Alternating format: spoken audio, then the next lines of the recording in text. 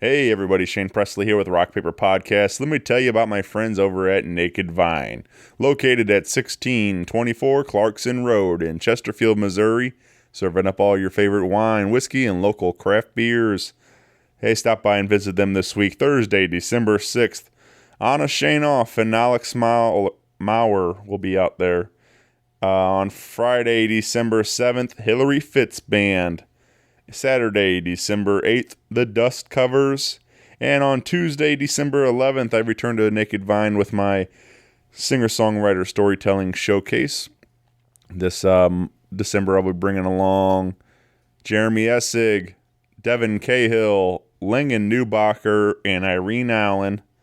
And we'll be kicking the show off about 7. It's a $5 cover at the door. So come on out and hang out with us. You can find all things Naked Vine at nakedvine.net. Be sure to follow along with them on Facebook, Twitter, and Instagram. Thanks, everybody. Enjoy the show. A podcast is kind of like it's like a radio show that's not on the radio. It's on the internet. Does that make sense? Uh-huh. Yeah. That's also like my mom. It makes it sound more confusing, doesn't it?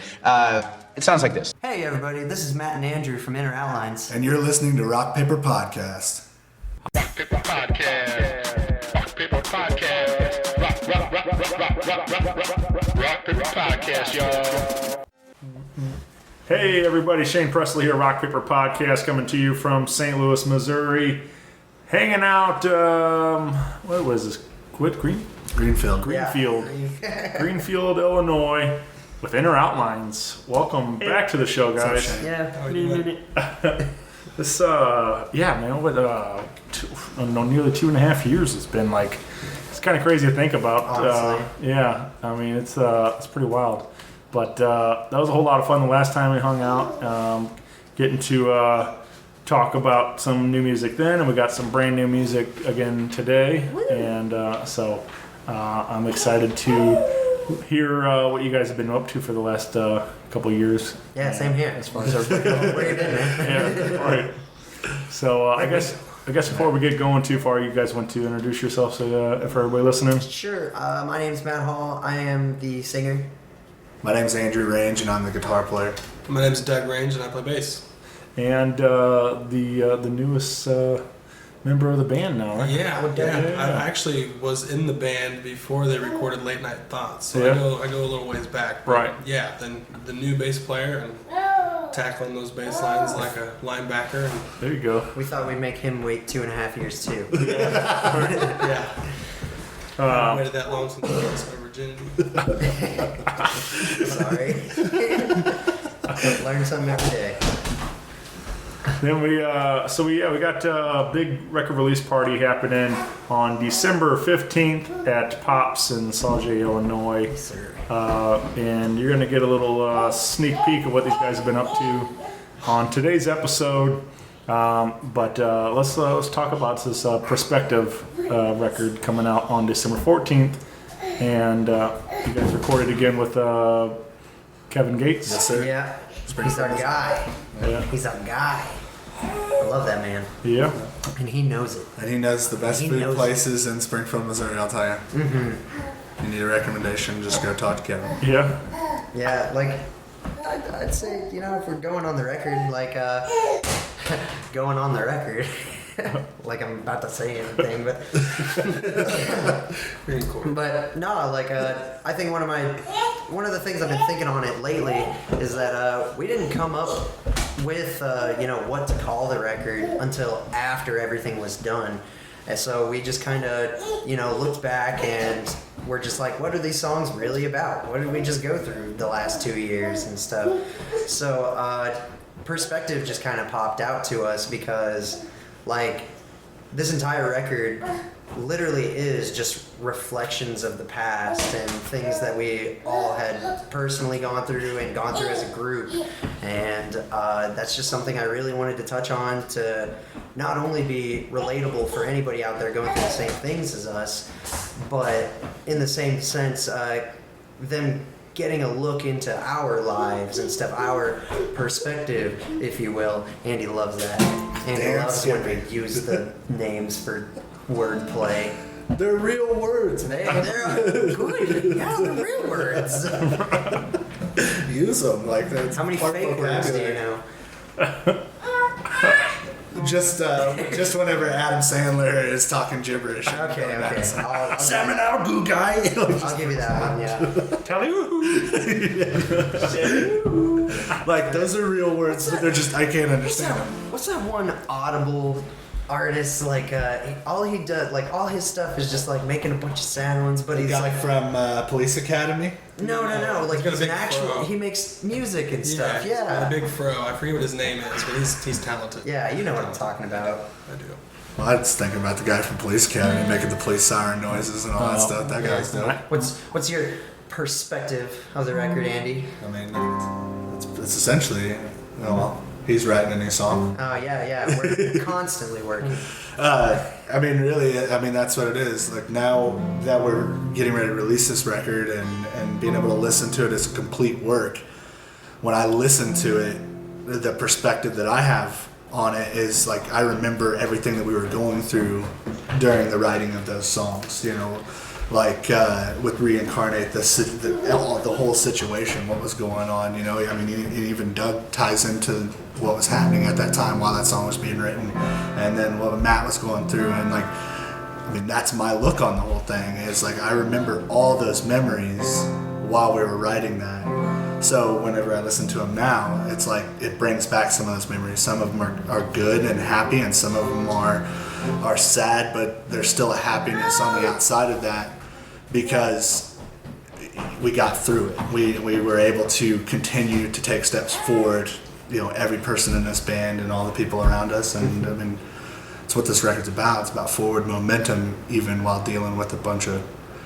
you know, heartache and, you know, I mean, Cody lost two very close friends during the recording of this record, and one of those kids showed up during a show whenever me and Cody were playing in a metal band together, and then he ended up passing away, you know, got hit by a car. And it's like, you know, there's some dark stuff that happened during this time, and Yeah. Too much. I mean, in all reality, like, us being in this band, I think is a major thing that pulled us through a lot of that stuff. So I mean, that's my perspective on life in general. But this band, for me, has been that was the motivation that pulled me away from some of the darkness that was going on. All right. And like, just to put it out there, you know, Perspective is not a sad record more than it is a serious record. Like, with Perspective, you know, things are happening right in front of your eyes. They're real situations and stuff, and that's exactly what the songs are written about. Real life, real situations, and how to confront those things, or even if you can't confront those things. So whatever you get out of it, you know, I'm still gonna go back and listen to this record and learn things about myself I do not have figured out yet. Right. And that's how most of our records have been. Yeah, and from my perspective on the whole record, God, I hate us. I mean, let's be honest here. I got all this, like, I joined the band after the record was finished. I've been learning this stuff and learning how to play it by listening to it. But thankfully, you know, my brother's in the band. He's been sending me this stuff, and I was going through some deep stuff. And I'm not just saying this because my brother's in the band or I'm the new bass player. This record is very powerful. I was at a very dark period of my life, and my brother had sent me Reincarnate, and I just, as a fan, it resonated in my soul. It's so different than any other music that we created together, or, you know, any things that we had ever been a part of together, or him on his own. You know, I've always been extra critical about our stuff and what he's done, just because I expect the best out of us, no matter what, even though we aren't the best. But this record, for me, from a fan's point of view, is from top to bottom, touches on every emotion. It touches on some very sensitive subjects, but in a positive manner. It's gonna touch people's lives. It's a great thing. When I heard the whole record all the way through, I was like, they did it. Mm-hmm. They did it. And I'm so proud and so thankful to be a part of the band. It's Perspective is an amazing record, and I can't wait for everybody to hear it. Yeah. Well, let's give them a little something. I guess let's start with Halo, which I guess has been out there for a bit as a single, and it's So you may have heard it, but we're gonna share it again here today. Yeah, the one with that one Garrett guy. Yeah. Yeah. Old Gary Rapp. This was one of my particular favorites from you guys. I really enjoy it. I love when Matt screams at the end too. That line in particular connects with me. I know I've heard you guys talk about it in the past, but like where you say I want to be you may want to be a better person, yeah. And like that speaks so much. I mean, like that's exactly what we should all be striving for, always to be a better person, whatever it is. And I think deep down, I think every human being on this planet has that thing in the back of their head that they want to be better than what they are. Right. We constantly self-analyze ourselves. Even the cockiest person that seems like the biggest butthole to everybody, guaranteed when he's at home alone or she is at home alone, they are analyzing every move, and wanting to be better, I think, is natural in human nature. Yeah. You guys have anything you want to add around Halo? Yes, I do actually. Yeah. I have a confession to make about Halo.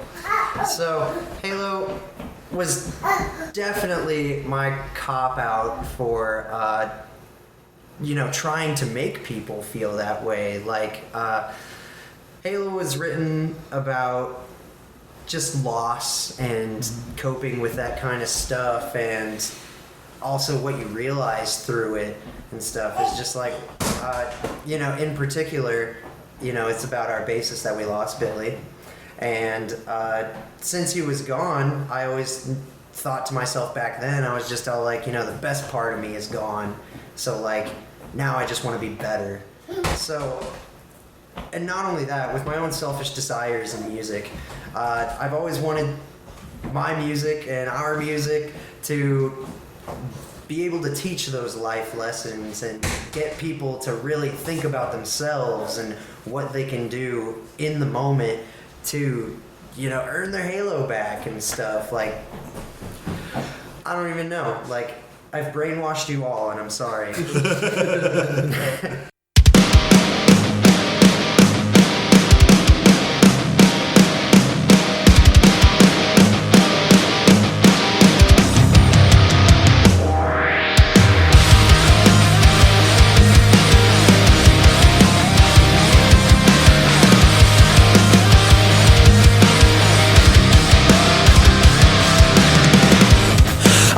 Sleeping on the front room couch and going on about how I wanna be a better person.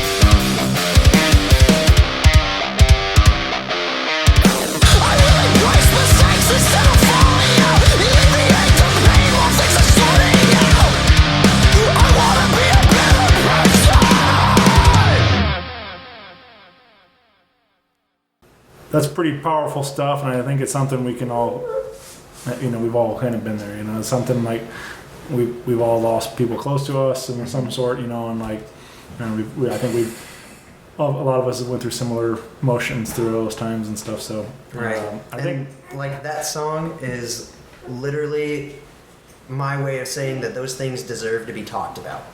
Yeah. They should be talked about. Definitely. Well, let's get into the current single right now is "Still Waiting," which you guys leaked out there a little bit ago, and we have got a couple of things going with that. You guys are working on a music video to. Yeah, we actually are all done with it. Yeah. Yeah, we just literally while you were pulling up, we got it. All right. We have it, so it should be coming out any day now. With and you said it was all recorded by Peck Films. Yeah, Peck of Film, Mr. Spencer yes. Peck of Tri-State. Yeah. Who was on that dude. release party with us? Yeah, dude, he really captured the song. Like, it was very sporadic. Like, we called him up. We're just like, hey, we got to do something for this record. We got to shoot a video or something. He's like, I'm your guy. Let's do this. So he comes up and rallies up with us. We don't come up with a script until about like an hour after the first night or something like that. And no, Spencer really took the reins and like kind of made me feel like an unprofessional person.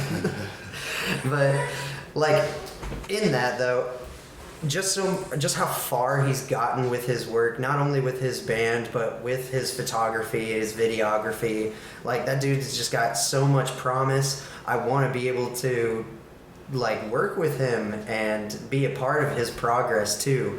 Because not even for our own gain, I'm just excited to see where he goes. Oh, yeah. And stuff. And there will be probably even more things that we do with him in the future. Yeah, man, he's very talented and a hard worker, but yeah, I mean, all those guys in Tri-State now. He's cute too.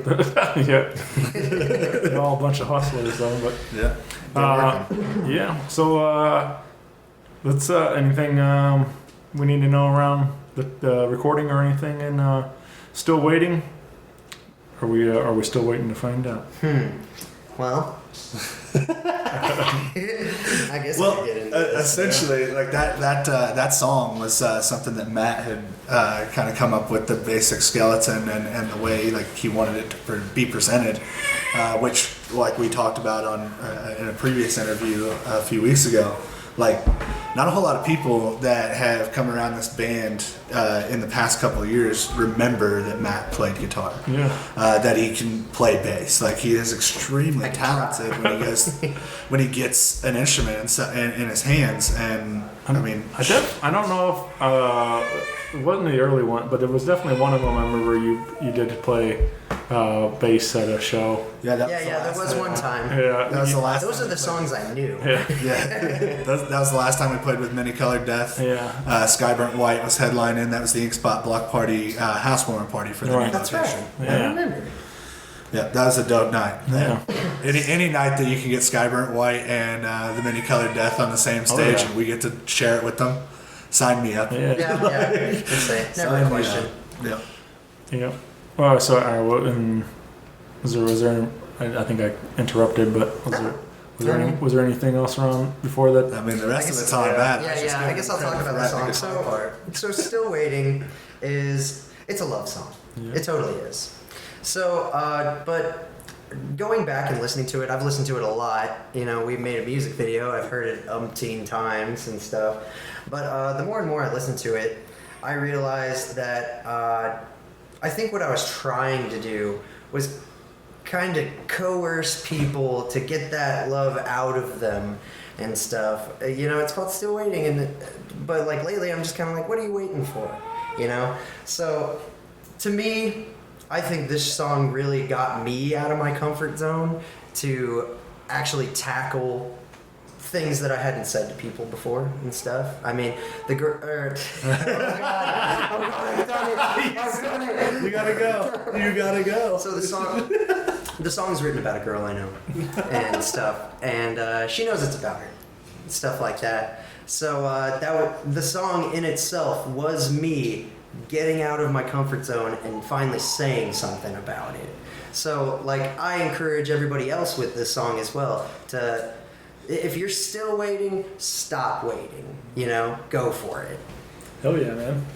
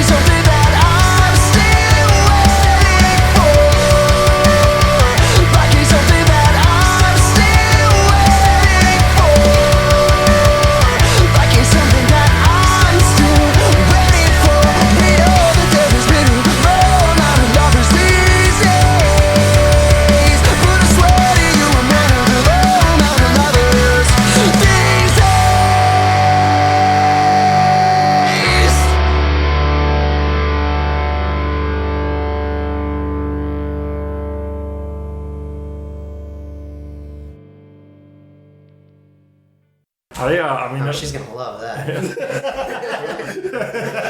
We gotta leave that part in too. She's gonna love that. It's not necessarily all about going for the girl, but anything. I think in life, Anything at all, like, yeah. So many people like make excuses for everything, and it's like me, I run around, I do go to these concerts and everything. People are always like, oh, I wish I could do that. I'm like, you can do it. And, like, you can do whatever. Man. You can do whatever you want, man. Just like make it a priority in your life or whatever it is. Like, I get we all have jobs and whatever, kids and different things that we have obligations, but like, you can still make all of it work and stuff. And right. Anytime I see anybody on my Facebook or out in public, they're just like, oh, I'm thinking about starting a band. I'm just like, go for it. Right. Do it. Let me know if you need help. Like, hey. I'll get messages. Hey, how do I do a podcast? I'm like, let me talk. You do it, man. Grab a mic, grab a buddy, and start recording. Mm-hmm. That's the same way you did it. You set it up. You got a microphone. You went and started doing it, and then obviously at this point, I don't know how many episodes that you're into now. A couple. But I mean, you've amassed a number of podcasts that you've done, which is incredible to me to see, how much you hustle, which we've talked about on previous podcasts. I'm mesmerized by how much time you're able to dedicate to this on top of, what do you work, 3-4 jobs? Sometimes. And that's a testament to that in itself. Like, you're not waiting. So You're trying to live your passion and managing to fit it in to some sense of normalcy in your life. You know, you're married. You've got a wife that you spend time with as well. So you've got all this stuff that you're juggling. Yeah. And, you know, I mean, that really ties into people like I told you, I listened to Joe Rogan's podcast. He was talking to Elon Musk. That dude does the same thing. He's all over the place, just trying to develop these people ideas. flamethrowers. Right. And that's not a flamethrower. No, I'm not about it. It's not. He sold 20,000 of them. Because they only, I think the rule is they have to shoot under 10 feet, and these shoot at 9 feet. So, I mean, it's really just about, you know, finding that energy and putting it in there and not waiting to do it. Not like, you know, I'm probably the worst offender of still waiting. I always have a notebook and I'm writing down, I got ideas, but they never are fully put into action. And although I still believe that process somehow manages to work itself out, because a lot of the ideas end up being used later, you know, and I never even realized it. But it comes down to like making sure that when you've got an idea, you focus on that idea, get it done, and then work on the next one. Yeah. You know, don't get yourself what is this? 120 sheet notebook full of ideas, and then whenever you look at that, go, well, which one am I starting on? That's a daunting task. You know, start on the page that you just finished writing, and then go to the next one. Like, that's how you can manage those sort of things. You know, in a professional life, you know, with a girl, I hope you don't have a 120 sheet notebook full of girls that you want to tell. But, you know, in essence, yeah, it's all, I mean, take the risk. You know, Foo Fighters have a song called "Learn to Fly," and I mean, that to me. I'm jamming that the other day, actually. That to me is, I mean, that's what you do. I mean, you jump and you learn how to fly. Yeah, man. It's the only way you can do it. You can't learn how to fly with your feet flat on the ground. Yep. Well, like I said, you can come pick up your copy of Perspective on December 15th over at Pops. Like I said, we got a big party happening. We got Tri-State, the Many Colored Death, Goodtimes and Company, and the Skagbyrds, and Apollo's Daughter. Yes. So that's a heck of a lineup for sure. And I'm stoked about it. Yeah. It's probably it'll be. I mean, I saw Beartooth earlier, you know, last month. This release show, Bill, if you take us out of it and having to be professional and throw a show, and you you give me that bill without us on it, I'd pay to go see that. Yeah. I mean, I love every single one of those bands. Ouch. I mean, don't get me wrong. I love the fact that we're playing it. That's why we did it this way. Yeah, but it's if we weren't on it, I would pay to go see that show. But now that they're on it, though, he's definitely not. I'm definitely showing up. But yeah, I'm not paying for it. We'll have a bunch of physical copies at the show, and we'll have more merch and all that. We'll be running deals, so like any time to get any kind of Inner Outlines bundle is at the show. Yep. But I do know that the record will actually be out like completely on Spotify and stuff the 14th, the day before. So it gives you a little time to hear it before the show. At 12:01 a.m. on the 14th. And I'm staying up because I'll probably send, you know, a couple hundred messages out to people that I want to hear the record. Yeah. And I mean, I'm trying to get better at you know, what they call marketing, but I mean, I really just want. Is that what they call it? I guess it's the technical term as far as I'm concerned. I just want the people that I've known for my entire life to sit down and listen to a record from top to bottom, like my dad used to whenever he was a kid. You know, he'd pick up Motley Crue, Shout at the Devil, and flip both sides and not do anything else except for listen to that record. You know, what happened to sitting down with a pair of headphones on your couch and just, you know, looking at an album art and just jamming. Yeah, man. Yeah, I miss those days, you know, and the way the industry is now, it's so single driven. I think that's something like I don't think that the band as a whole was just like, yeah, we're releasing a record so they sit down and they listen to 10 songs, but in our punk rock-esque feel. Ours was more like well, we have all these songs. What else are we gonna do with them? Put them all out at the same time. Yeah. Makes the most sense. Yeah, and it's a complete work, and it gives us, things to work on for the next, year and a half. And like just recently, it's just like I've seen that even a route like that is worth it in a single driven business, Right, Like Skagbyrds just did it. right, and like even before we've played a couple shows in like some places we've never been to. Like we've started going to Macomb, Illinois, a couple times. Like great group of guys down there just trying to set up their own little DIY scene. And I'm about it. Like we went and played in an apartment building, and it was cool. With But like Smash Brothers in the back. I remember, That's dope. I remember one thing in particular. There was this guy who came up to us at the end of our set and was just like, "Oh, I'm so upset you guys didn't play Our Generation," and I was like, "That's your favorite?" But that in turn showed me it's just like anybody could relate to any of these songs. So like if they're all gonna be out there, then so be it. Pick your favorite, relate to it.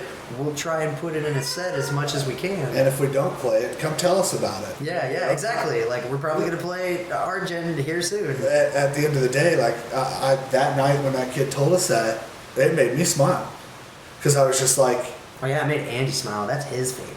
It's not my favorite. Not anymore? No, we got a new record. Oh, okay. But when he said that, it made me smile. Because it's like, and the fact that we didn't play that song ignited something in him to come express that little bit of, why the hell didn't you guys play that What song? the shit, guys? And I want to hear that. I want to hear that from people. I want that. Like, it's not like we're gonna go, this is the most popular song, we're not playing it tonight so that everybody's pissed. But if it's one of those, like, Our Generation didn't get a music video, didn't get a lyric video, didn't get anything, and this kid wanted to hear that song because it was part of a Spotify playlist that he had. Sure. Well, that to me is dedication, and I want to make that person have happy. Making an ASMR video here. Oh, dope. Can we get the chips out next? Yeah. But, that whenever, if, from the first record, I know that there's been people that have been, man, why don't you guys play Patience anymore? Why don't you guys play We Could Love? Why don't you guys do this song? I know that Joe Mayhouse. Something better. I know that Joe Mayhouse, we put up a post a while back that said, what's your favorite Inner Outline song? And he still puts 6 Feet off the first record. And like that's the heaviest, like most like, metal song we ever did, and he loves that song. All right. And I would love to play it for him. Like, I really would. I think I can say in confidence with the new record that we fulfilled a lot of promises that we made to people with this record. Like some people were very interested to see what kind of heavy route we would choose, and like for people like my mama, we made like a soft song here and there and stuff like that. But my favorite thing about the entire record, don't even care about what it could be. No, my favorite thing is that one of the songs has a saxophone in it, And some bells. It's got some. Yeah, it's got bells too. That's actually Cheyenne's favorite. Oh, She was like, I love it because of the extra instrumentation in it. She's like, I like the fact that you guys took a rock band and used some instruments that weren't conventional to what we normally would do, because she's used to hearing bass, guitar, drums, and vocals. And she heard that. She's just like, it's awesome. Well, she's involved in the band and the choir here at the school in Greenfield, and she is in the drum portion of it. She's learning how to play snare and kick drum. paradiddle. She's learning that kind of stuff, and she's working with other people that are learning to play the bells and learning to play saxophone, learning to play clarinet and those sort of things. So that's interesting to her, and I think that's what is that song without those instrumentation still incredibly moving. I mean, I love that song, and I'm the metal guy. But I think that's something for this younger generation of people that are starting to get involved in music and those sort of things at their schools. That's going to be something that they're like, oh, well, I could play that part. You know, I could play the bells. I could play the saxophone part in a rock band. How dope would that I be? should have learned how to play piano. Nope, I had to pick guitar and saxophone of all things. Yeah. So is that you on the sax in the song then? Oh, it's me and Dylan. Yeah. Say we've got a couple layered saxophones just for a big old ending Right. for it. Like you'll know exactly which song it is once you hear it. The one with saxophone? The one with saxophone.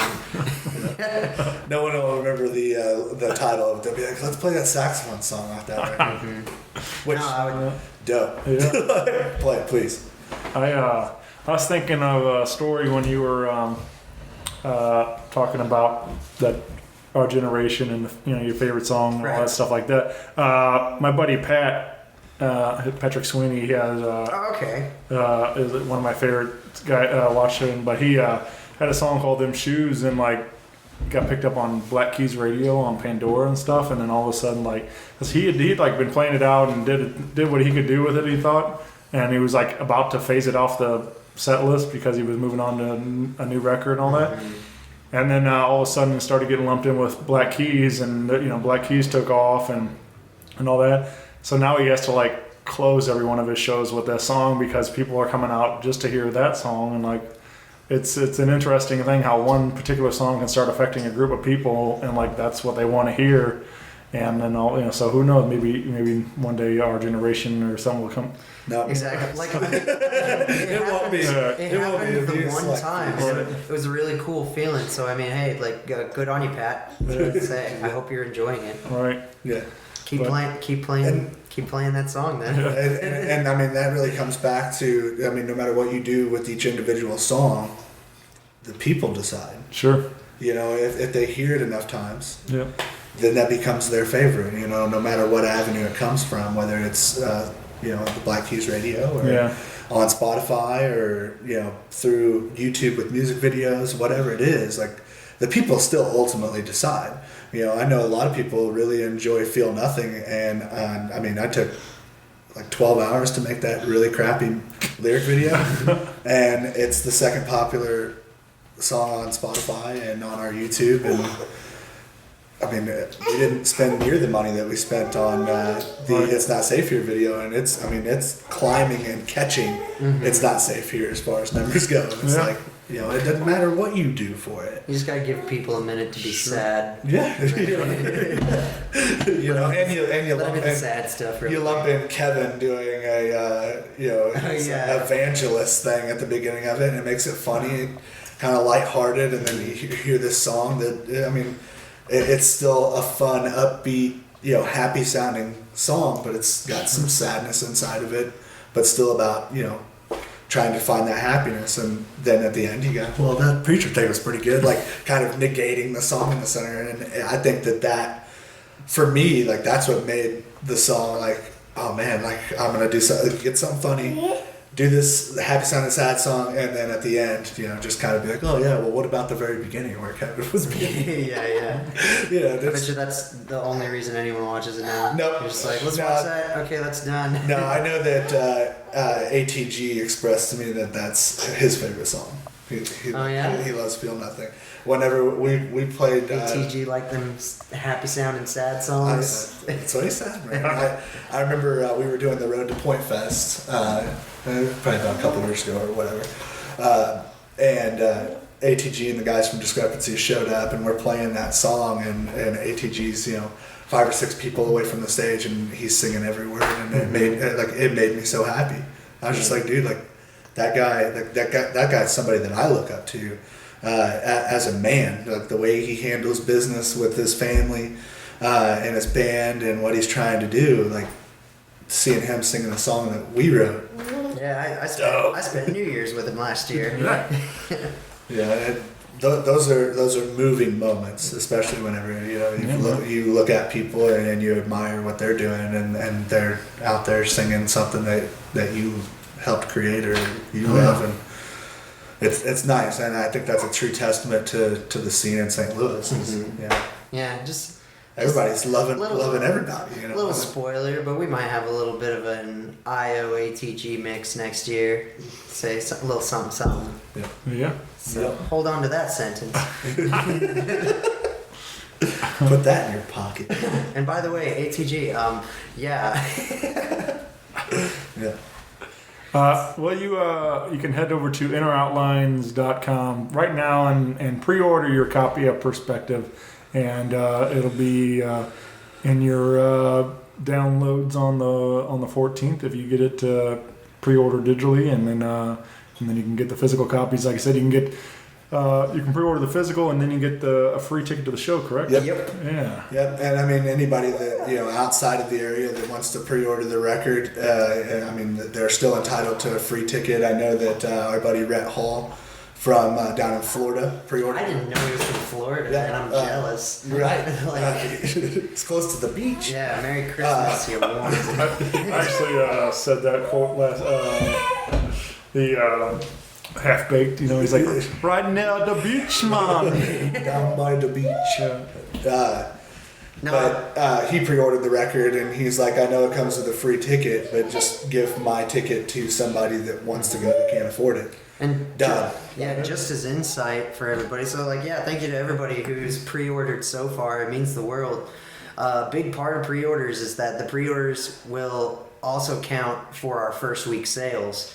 And that's very important to bands and stuff like that. It really shows our numbers and what we can do as a business and as musicians for the next coming year. So, yeah, our little thank you is that free ticket, just because a pre-order means so much to us. Even just coming to the show means so much to us. It just gets us that much closer to wherever we're going. Right, and I mean, essentially, the first week sales help you chart, which, I mean, in all reality, I didn't start playing in a band to chart or be popular or anything like that. It's about the music. But in reality, this is something that every one of the guys in this band wants to do for the long haul. Like, it is what we would love to do. It's all we're good at. Yeah, we're terrible at everything. Everything else. And we're barely good enough at this. But as an independent band, no record label telling us what to do or anything like that. We're still looking at, okay, well, how would a management team try and shape the future for a band to get them to the point where they're able to do it 100% of the time? Still have to tackle it the same way. Mm-hmm. Well, I'm concerned about our future, and our future as a band is what I want it to be. Unknown. I mean, it's definitely. I mean, we're not breaking up. We're not doing any of that. Right. We'll be a band for a while. But it's like walking through a wooded area at the darkest time of the night with just a candle to light your way. You're just trying to navigate yourself through, 25 years, 30 years. At the end of the day, I would love to do this until the day that I die. Kiss is coming through doing their 23rd farewell tour. 23rd. Whenever I saw them when I was 11, they were on a farewell tour, and now they're doing the end of the road tour, and it's like they've been doing it so long, that has become their life. Foo Fighters has been doing this for so long. All these big bands, and that's really what it's about, is creating that longevity, because right now the underground, in quotes, music is so saturated. There's so many bands that are creating great music right now. Well, how do you survive? Well, you just continue to try and take steps to move forward, and all those bands that are constantly moving forward are going to be the ones that are still around. Yeah. 20 years from now, 25 years from now, and hopefully at that point people are still buying concert tickets and coming out to shows and able to play at the amphitheaters and the different stadiums and things like that. It's attainable.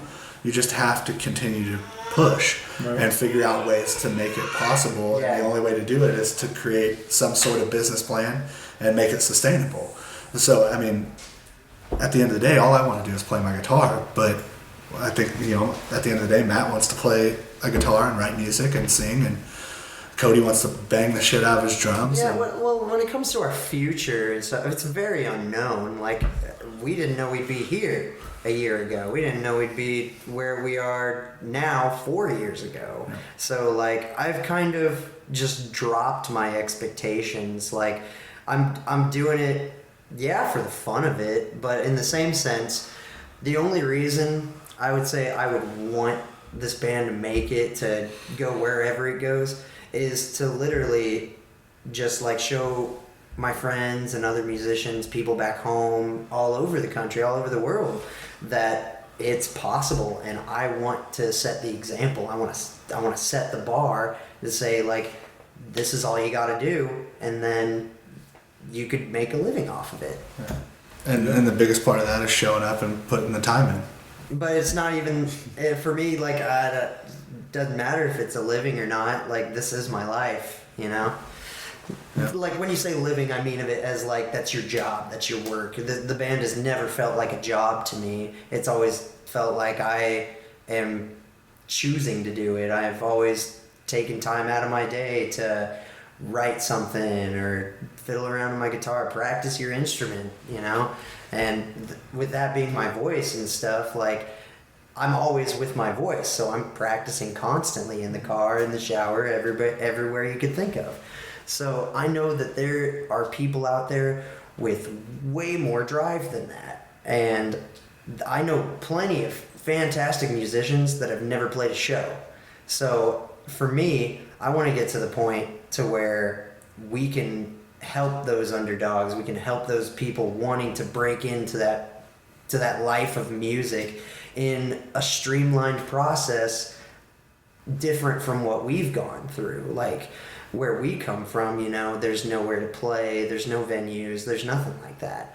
So we had to migrate to St. Louis. We did it because we wanted it. We wanted to do it so bad.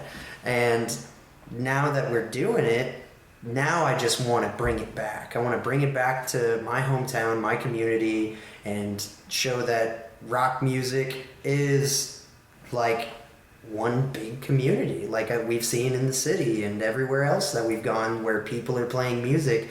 It's just literally the life to be in, to be happy, I'd say. This is the epitome point of happiness for me. Just music. Yeah, and there's a friend of mine that I guess went to school with Matt and Dylan, who I've become friends with recently, and you know we have conversations every week, and he, you know, Who there? pizza. I wish. Sorry, pizza. It's okay. Shot. Oh, she's asleep. I'll finish that up. Now you keep talking. Yeah, she'll be on that. But yeah, super excited. We got a record coming out. Yeah. We've been writing this record for 2 years. It's been so long, but I like the difference between the EP and this record is obviously more songs, but I think that we also got to take our time with this record. We took the 2 years, and every time we would go record a song, we would go record maybe one a month or something. Just be like, this is the song we're focusing on right now. Let's make it the best it can be. Let's get all our ideas out and make sure everyone has a little something to contribute and stuff like that. Like, I know that a big part of it is lyrics, and I usually kind of handle that on my own. So when it comes to writing the music and stuff, I like to give everyone else the chance that they give me. Like, I think I've said it before in a podcast, like, these guys trust me so much to write lyrics that are relatable and also catchy and stuff like that. So with my pop sensibility and their riffage, if you will, like, it's this perfect mesh. We're able to get work done so easy just because we get along in that sense. Like he was saying, Reincarnate is a song that I was not prepared for at all. But the guys behind the scenes, unbeknownst to me, were making something to make their mark on this record. So that just makes me want to do my part even better. And taking 2 years to do a record like that, it really gives you the confidence. Like, we're really proud of what we've made, and we're really excited to finally show everybody. Yeah.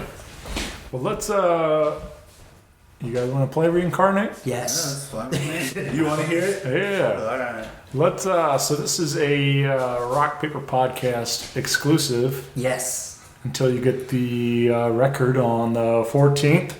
And you guys were saying that this all. I mean, you kind of touched on it a little bit there, but like this kind of came out like in a hurry, huh? Like. Not so much in a hurry, just like more like a surprise. Right. It was just kind of like, well, we don't have anything really. It's just like, and then it all came out. And it's just like, guys, Yeah. what were we doing? Well, I mean, really, that, like I said before, that riff, was the first guitar riff that I wrote with the white Prestige Les Paul that Jack Weiss from St. Louis. He plays in Brook Royal and The Poor. Been involved in the music scene forever. He lent it to me because I needed a backup guitar, and he was the guy that was like, "You need a backup guitar," and then it became, the number one slot guitar because it's great. But I was sitting around in the apartment and started dinkling around with some stuff, and that riff came out. I was listening to a lot of Seven Dust at that time. I've always loved that band, and then I showed it to Cody. And Cody was just like, all right, that's metal enough, and just kind of starts playing, and we kind of workshopped it quite a bit. And at that time, Matt was living in St. Louis, so there was some practices that he wasn't able to make and things, so we kind of messed around with some new stuff and tried to just fine tune a song.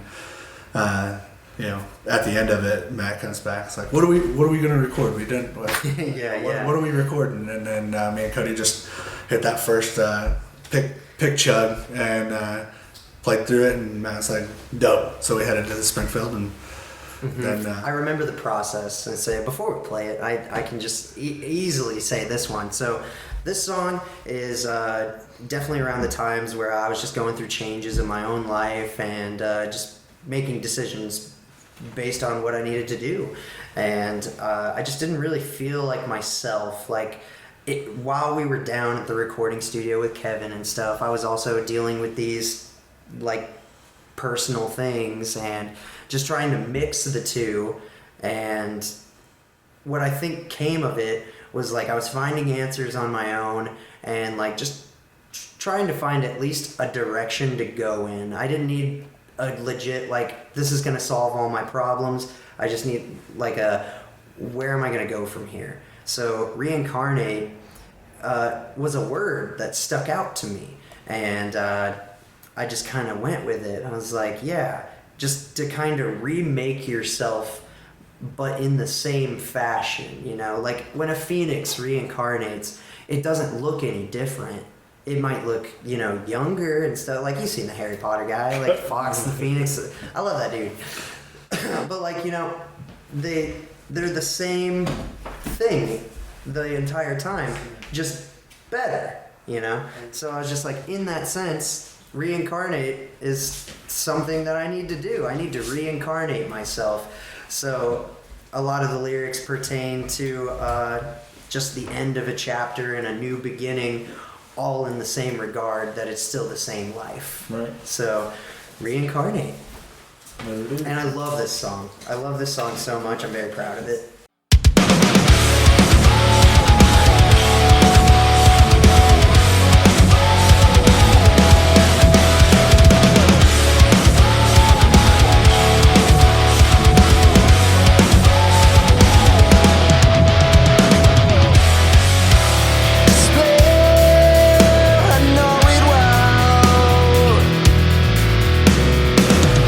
Repairs damn near impossible.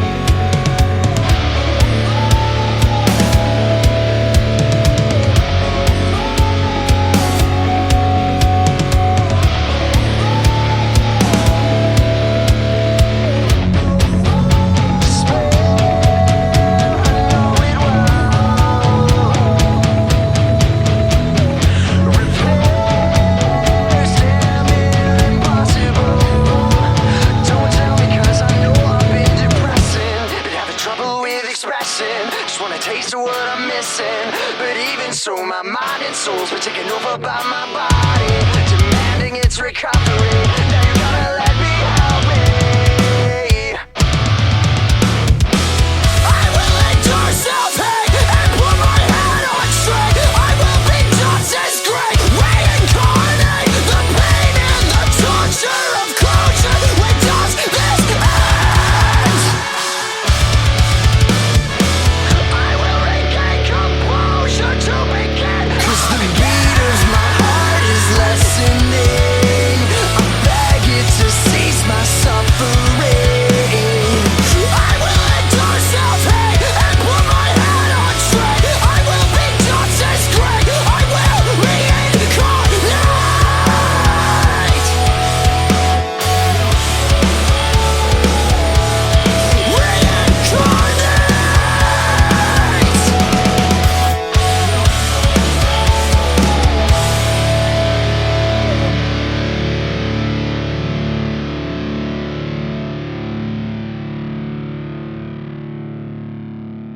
Yeah, I love that it had like a little bit of everything kind of mashed into one. I mean, you have the kind of your screaming a little bit, you know, your heavier Right. side of what you do vocally, and then it had like kind of the chorus, sing along, audience participation part there. Yeah, you know it. Yeah, so We're always thinking about the live show yeah, too.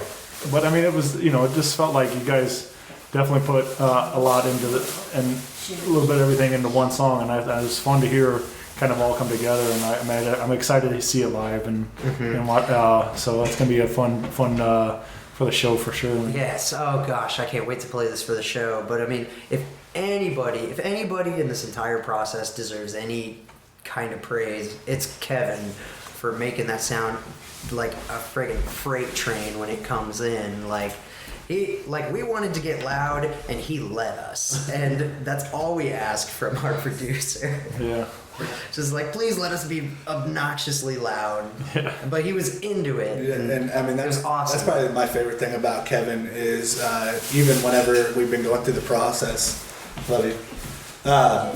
Even whenever we've been going through the process, you know, he's still a mentor and a teacher in a lot of ways, trying to help us learn, you know, The bit. the little small stuff throughout it, whether it's guitar licks and where leads need to be placed to be sonically right. You know, making sure that, you know, because on the first record, I mean, I wrote a lot of those leads, and, you know, they ended up being what they are, but, you know, they could have been 100 times better. Woulda, shoulda, coulda. Right. But You can only do so that, much at a chicken coop. yeah, right. throughout, you know, him trying to mentor us and show us some of the things that he knows, that he's learned. I mean, he's got a couple of gold records. I mean, the guy, I mean, he has a plaque on the wall that says, trust Kevin is rule number 1. Rule number 2 is suck less. And that's all the rules. That's it. Yeah, if you get to the second part and you have any questions, go back to the first one. See rule 1. Right. But he is also very encouraging. He likes to explore some things, and even since we've been going down there, I mean, a lot of the bands that he was working with, a lot of pop rock style bands, a lot of singer songwriter stuff, and then now, like, I mean, I know that he's been working on it forever, but now, like, we go down there and he shows us the metal guys that he's working with, and I know that he worked with Troy on a lot of their stuff recently, and it's just like, I love watching him, and he's still got this mentality of wanting to explore and tackle some things that are still outside of some of his comfort zones. And the fact of the matter is that he's just encouraging to people to go, hey, try it. Yeah. See if it works. If it sounds like crap, he's going to tell you about it. And at the end of the day, if you've got that wall built up where you're like, you don't accept criticism very well, he'll break it down. Yeah. He'll break it down, because at the end of the day, I mean, that's to me what Feel Nothing's about. Like Kevin broke us all down in some fashion in studio sessions, eliminating ego, eliminating, you know, the thought that, you know, if you don't sound like this band, you're not good enough. And it's like, he's just like, hey, we'll break it back down and then we'll build it back up. And the amount of encouragement that he's provided for me alone as just a guitar player, man, I'm forever in debt to him as a producer. But I'll tell you right now, like, Kevin to me is one of the best friends that you could possibly have. We don't talk every day. We don't talk consistently over the course of a year, but when we talk, we have great conversations. We go out to eat. We spend time together, and you learn about each other, and then you write some music together that everybody's proud of and can really get jacked about when it's get time to be released. Speaking of music we're proud of, you want to let the people hear Reincarnate, and then we'll answer Facebook questions? Yeah, man. Again? Yeah. Let's play it twice.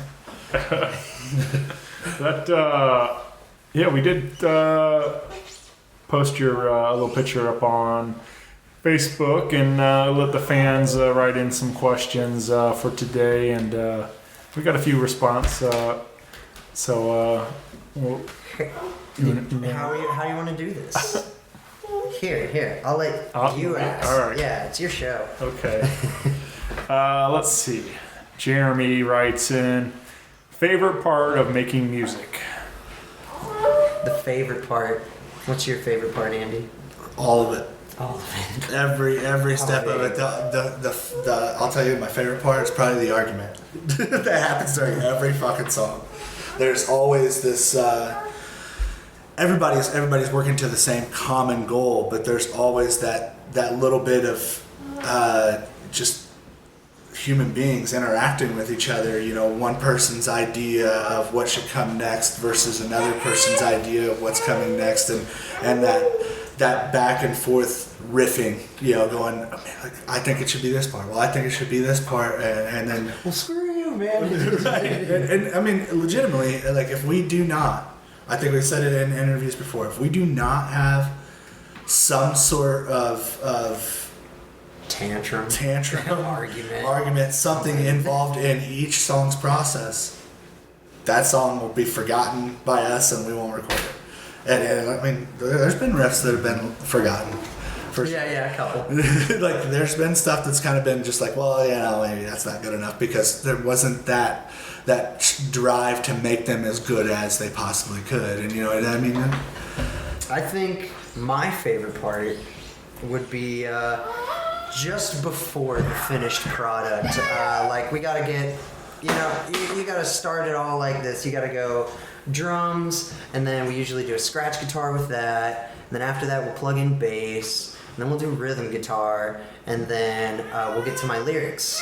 And when I get into the vocal booth, and I can hear an idea that I've had inside my head, like, for months, just finally be audible. Like, I can hear what I've been hearing for it's just a magical moment right there. It's like, it becomes my chance to not only, plug in my vocals and do my... It's not a job. It's not a job. Keep convincing yourself of that. To do my part. But just while I'm doing it, I am in a state of bliss that I'm just like, everything that I've been struggling for is happening right now. And, like, yeah, being in a vocal booth is my favorite part just because that's where it all comes together for me.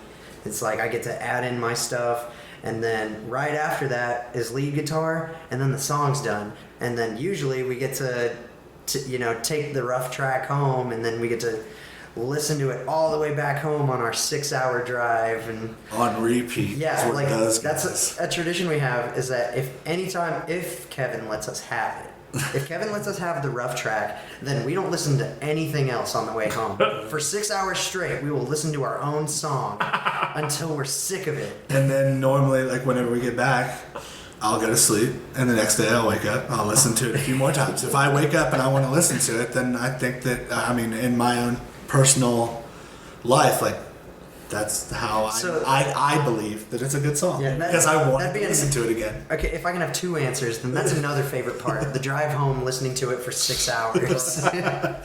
We do it every time, and generally we're super fucking pumped about it. Another question? What band would you most want to tour with? Written from James Murray. James Murray. I would like to tour with Sum 41. That would be awesome. So awesome. Or the Killers. The Killers would be really cool. I know Andy's answer. I mean, I think everybody knows my ultimate answer, but at the end of the day, I mean, It's Foo Fighters. but at the end of the day, who do I not want to tour with? Right. Like, I would love to tour with Story of the Year. I'd love to tour with Discrepancies. I'd love to tour with Foo Fighters. I'd love to tour with, everyone. I mean, all of them. I mean, I'd love, to do something with Rise Against. I'd love to go out and do stuff with, gosh dang it, Blink would be dope. A Day to Remember would be awesome. Pierce the Veil would be great. Sleeping with Sirens would be awesome. Like, And it was. Playing with them is great. I would love to do that for 30 straight days. Yeah, I hear that. Touring to me is so much more connected when it comes to bands. Like, you get to know those people, and that's what I want to do. I want to get to know the people that are in some of my favorite bands. I want to get to know people that are in bands that I'd never really heard of before. I want to create some sort of connection, not for any other reason other than, as a human being. It's like, man, I want to know what these people are really like into, like what they do after a show to decompress, whether it's video games or having a couple Jack and Cokes or eating pizza. You listed all three of my after show things. Because I know all those things about you. But that's the exciting part about it. So really, that question for me is, who wouldn't? Mm-hmm. Who wouldn't?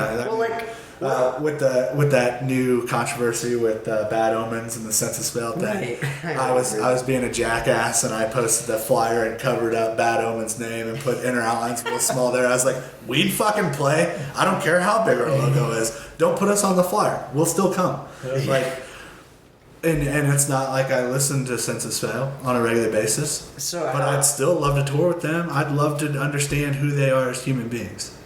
Yeah. How would you answer the question, like, in relative terms? Like, we're at that point where, like, the next step really is getting a vehicle to do some runs. So, like, maybe the near future. I would love to do a run with Mock Love. I really like those guys' music. Yeah. And guys and girl. I don't know. Like, I don't want to call her a guy. But like, yeah, she goes to school in Boston and stuff like that. So I know they're always doing something. But like, if we ever get the chance to do like a weekend run with Mock Love, that's my first pick. For sure. Right. And when I look at tour, I don't necessarily think about like the weekend runs or anything like that. Like, I look at it and go, man, like, okay, here's a 30-day tour. Right. Who would I love to be on the road with? First, Discrepancies. Yes. I love those guys. Me and Garrett, over the course of the time that I've known him, have had some of the best conversations when it comes to the business side and understanding, how some of the inner workings of the industry go, and being able to ask him questions and us, talking back and forth about gear. I love sitting down and talking with ATG. The guy's got an incredible outlook on life. Addison, I'll sit right next to him because he'll make me look pretty. Now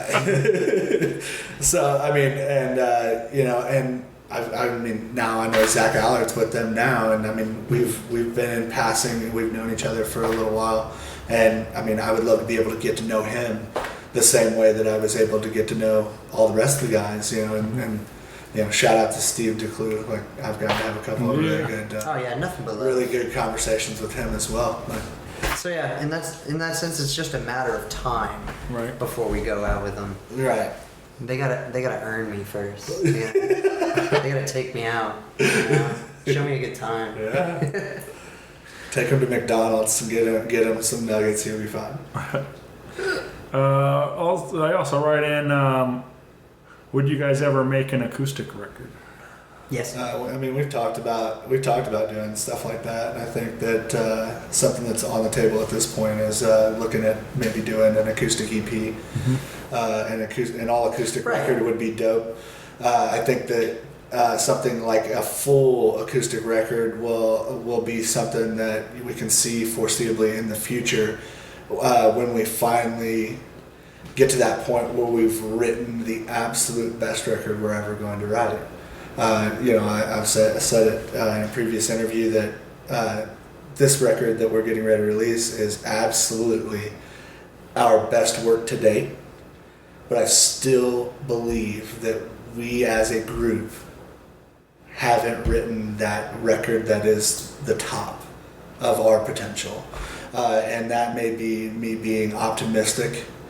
But I mean, I'm in this band because I believe in the people that are surrounding me, and I think that I mean, no matter how good this record is or how good it does, I still want to see us continue to progress and continue to move forward and write some very iconic records like "Wasting Light" by the Foo Fighters, or I mean, we could name bands for the next half hour that have written records and that is a very, very, very high bar for bands to want to reach for. But if you don't set a bar that high, then it's almost complacent. Yeah. And I don't like being complacent. I don't like feeling comfortable with what we've got. I always want to urge for more, because otherwise it feels like you're in essence dying. And I mean, that's probably my biggest fear. Yeah. Is the things in my life falling apart to the point where they're no more, whether it's physical life or a band or a relationship, any of those things. Understandable. Yeah. I'd say I'm not against an acoustic record, but in the same sense, I think that an acoustic EP would more or less be more like an acoustic reimagining. So giving other songs a new, or old songs a new twist, or bringing old songs back from the grave. And, we've written an acoustic song here and there, but I think those take a little more time. Just because it is so raw, you have to make sure that everything you want about that song is exactly how you want it, how you're gonna play it. Just because with electric and digital and stuff, you can edit, you can do whatever you need to, but when you play that stuff out live, live acoustic and stuff, that is really the hardest part for musicians, I feel.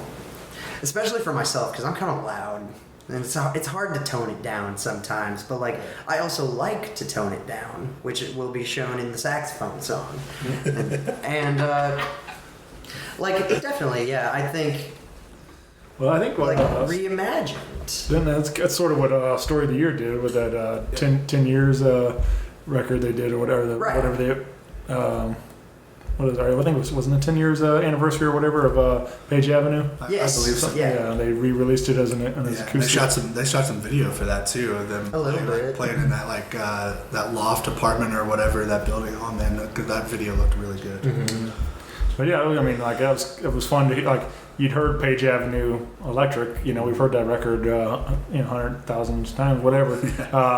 But then to hear it reimagined, like you're saying, acoustic, and hearing some of these different arrangements on the songs was a fun take on it. So yeah, it'd be fun to do something like that for sure. Which we did that on the first record with Another Lover's Night Alone. We had the full out balls to the wall rock version, and then this stupid little slap style guitar thing that I was messing around with one night whenever I was inebriated. And worked out. It worked out. Worked out. Yeah. I mean the acoustic version has more streams than the electric version. Does it? Yeah. Wow. Yeah. Wow. They might want an acoustic EP. I mean, I'm down for all of it. I'm just saying that we're not gonna stop writing electric records. I mean, that's really that's the energy that's inside of this group. That's why we do so much electric stuff, is because we have an energy that is just throttle down. Let's fucking go. Right. So if there's a straight up answer, like acoustic something, maybe. Yeah. Well, I do feel like, especially with Matt's lyrics and stuff, I think that there's those messages would come across very nicely over an acoustic set. You know, it's like, so because for me, I mean, I'm a big fan of songwriting, and sometimes it can kind of get diluted in some of the rock stuff. I mean, because I can feel that. People are paying attention to those banging drums and those loud guitar riffs and everything, and just jamming and having a good time. But you can kind of take all that away and kind of minimalize it a little bit, and you can kind of focus in on exactly what those lyrics are saying. Like, I think it would be really a powerful thing to You gotta have some good lyrics too, you know. Right. Which, I mean, I think that as far as acoustic goes, it's always been a focus for this band. I mean, we played our very first headlining show that we ever played was at Pops as an acoustic act. And now, granted, we didn't devote a lot of time to the practice sessions of it. Most of that, like, we worked out backstage, and we're like, okay, we're gonna just wing it. And some of those songs, you know, turned out really well, and some of them were just like, well, that was a little weird. We did Freddie's dad's memorial show, not this year but last year, and we did that all acoustic with a drum set as well, and you know, there was still some of that angst kind of brought to that style setting. And I mean, even whenever we were working with Freddie, we did the Our Generation acoustic in the garage, and that song definitely took a different shape as an acoustic song versus the full rock, and I actually prefer the acoustic version of it. I mean, there's just something about what Matt did in that vocal, you know, raw in the garage. It's so dope. Yeah, it was so dope, you know. And then you can see me in the video just fucking trying to hammer as hard as I could on that guitar. I was just trying to play it so as good as I possibly could, but still be a rock guy with an acoustic guitar. And Matt's over there fucking nailing these runs. You know, it's just like that is what this I never band's did about. take track. Got an F in track. Yeah, I got an F in art in kindergarten. So I hate coloring. yeah, man. Well, I love all that. Like, especially like those MTV Unplugged sets and stuff. Right. Like, I like, you know, just those always been a big part of my life. Pearl Jams. Yeah, Pearl Jams Unplugged. The Alice in Chains, like, is still like, you know, I watch very high for me. Like, I mean, that's such a great set, and like, and again, like you said, it's something kind of unexpected. I mean, you know, just a little different than what they always did, and like, and especially hearing Lane's vocals on some of that stuff is like, it's really powerful stuff. Yeah, it's incredible. You know, that Alice in Chains one. I remember I was 7, I think, or 8. And when I was growing up, I had really, really bad asthma. I constantly had an inhaler and a nebulizer on the ready. Well, one time I was working out, you know, dicking around on a farm that my family owned, and I got into some like bean dust was kicked up, and I ended up having to go to the hospital. And I was there for 7 days, and every day at 2:30, that would come on MTV, and I would just sit there, and I was just. You know, it made everything better. I didn't remember that I was inside of a hospital, hooked up to an IV or anything like that at 7 years old. And it's just like, you know, I started looking back on my life and where music kind of fell into all of those things. And, you know, now, you know, at my age now, I'm looking back going, man, you know, rock and roll fucking got me through a lot of the difficult stuff that I went through. And, you know, then when I went home from the hospital that day, we were living in a brand new house that I had no idea. So it's like my life was literally changing while I was sitting there in that hospital bed. And Alice in Chains was the soundtrack for that, which it's kind of crazy that fast forward and now you get to do that for somebody else. Right. Like, hopefully, you know. I mean, I don't hope that I don't want anybody to end up in a hospital bed. And anything like that. But I mean, if that's where they're at and that's where the music reaches them, I hope that there's nothing but a positive impact. And I think that, I mean, that's all of our outlook on it. We just want to help people continue to be here, be present, and working towards something that they absolutely love. And if our music can motivate that, then it's a gift from God right there. Like, Yeah, man. Well, again, head over to inneroutlines.com, pre-order your Perspective album today, and get your ticket to come out to the party on December 15th over at Pops, Sauget, Illinois. You can visit popsrocks.com also for details. We got Inner Outlines, Apollo's Daughter, Tri-State, Skagbyrds, Goodtimes and Company, and the Many Colored Death from Columbia, Missouri. So, yes, sir. They're bringing a party bus. Oh, yeah, they bring the party wherever they go. Exactly. All they gotta do is show up Yeah. with their instruments, and they're bringing a freaking party. Sure. And they're one of my favorite new age rock bands. Well, they're great on stage, but off stage they are some of the best people you ever meet. So like they're. I really like it whenever we play with them, and our merch tables are right next to each other, Yeah. so I can sit there and talk to Brent about Yeah. guitars the whole time, and then when we start talking about life, and I mean, the guy's got an incredibly diverse mind about everything, and watching Preston play bass is dope as shit too. I'm excited for Apollo's Daughter. I haven't heard any of their new stuff live yet. Yeah. Oh, yeah. Yeah, dude, and I'm excited to give Corey a really nice hug.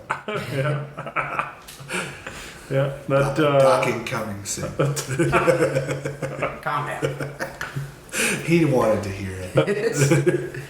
and get involved with Inner Outlines on your social Facebook and Twitter and Instagram, and that's about it, guys. Insta face chat. Yeah, all those.